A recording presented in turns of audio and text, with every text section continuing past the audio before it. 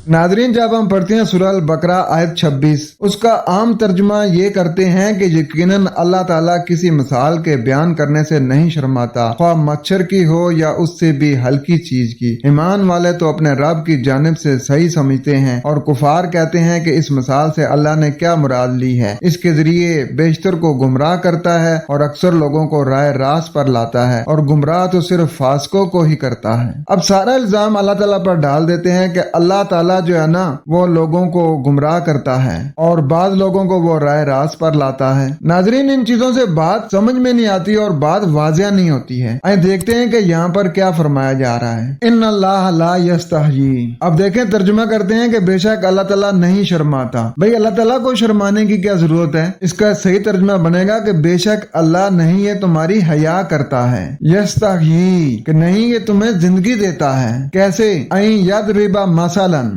ये कि वो बयान करता है मिसाल। अब देखें, मिसाल आ गई ना, अल्लाह ताला मिसालों के जरिए इंसानों को समझाता है। माँ बाऊदतन फमा फौकहा। बाद लोग बर्तरी हासिल करते हैं, बाद लोग बर्तरी हासिल नहीं करते। अल्लाह ताला ये मिसाल बयान फरमा रहे हैं। यानी इसमें जो है ना कि अल्लाह तुम्हारी हया करता है, यानी कि जो लोग काम करेंगे उनकी हया होगी, उनकी जिंदगी होगी उनकी, और जो लोग नहीं करेंगे उनकी नहीं होगी। अम्मल्लज़ीना आमनू, बस जिन लोगों ने मान लिया, यअलमूना अन्नहुल हक़्क़ु मिर रब्बिहिम, ये कि वो लोग जानते हैं कि खास हक, खास सच्चाई उनके रब की तरफ से है। वअम्मल्लज़ीना कफरू, और जिन लोगों ने इनकार किया, फयक़ूलूना, बस वो ये कहते हैं, माज़ा अरादल्लाहु बिहाज़ा मसला, कि अल्लाह का क्या इरादा है इस मिसाल से। युदिल्लु बिही कसीरन, गुमराह होते हैं इससे कसरत से। यहाँ जो है ना युदिल्लु बिही, ये जो बिही का सीगा ना, ये किताब की तरफ जा रहा है। यानी जब आप इस किताब में मिलावट करते हैं, इंसानों की लिखी किताबों को फॉलो करके इस किताब को समझने की कोशिश करते हैं, तो फिर आप भटक जाते हैं। वयहदी बिही कसीरन, और हदायत लेते हैं इससे कसरत से। और बहुत से लोग जो है ना हदायत पर आ जाते हैं। किस तरीके से? जो कुरान को कुरान से समझते हैं, जो कुरान को तशरीफ आयात से समझते हैं, जो कुरान को समझने के लिए इंसानों की लिखी किताबों को फॉलो नहीं करते, उनको नहीं पढ़ते,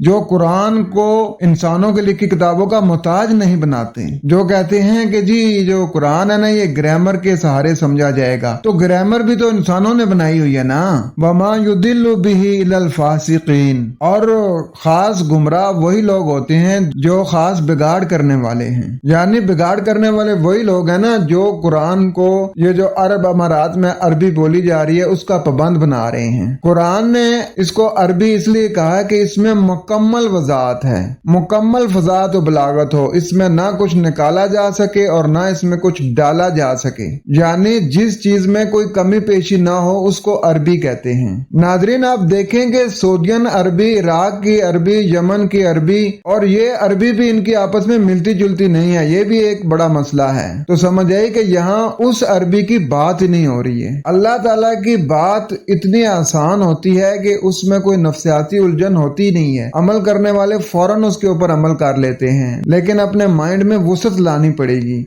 तो इसका रमा तर्जुमा सुन लें कि बेशक अल्लाह ये जल्द तुम्हारी हया नहीं करता, वो जो तुम में से ही बाज की मिसाल बयान करता है, बस जो उसकी बर्तरी है। बस जो मानने वाले लोग हैं उनको पता है कि उनके रब की तरफ से ये खास हक और खास सच्चाई है, और जो इनकार करने वाले लोग हैं वो ये कहते हैं कि इस मिसाल से अल्लाह का क्या इरादा है। बहुत से इसके जरिए भटकते हैं और बहुत से इसके जरिए हदायत लेते हैं, और वो जो खास बिगाड़ वाले हैं वो इसके जरिए भटकते हैं। फासिकीन का मतलब ये है कि अपनी हदों से तजावुज कर जाना, अपनी हदों से बाहर आ जाना। जैसे कोई भी फल है ना, वो अपने कवर में रहता है तो वो बचा रहता है, वो खराब नहीं होता। जैसे ही उस फल से वो गूदा बाहर थोड़ा सा भी आ जाए ना, तो फिर वो फल खराब हो जाता है। इसे कहते हैं फासिकीन, जो अपनी हदों से तजावुज कर जाते हैं। उम्मीद करता हूँ कि आपका कुछ कंसेप्ट क्लियर हुआ होगा। खुश रहें, कुरान के साथ रहें।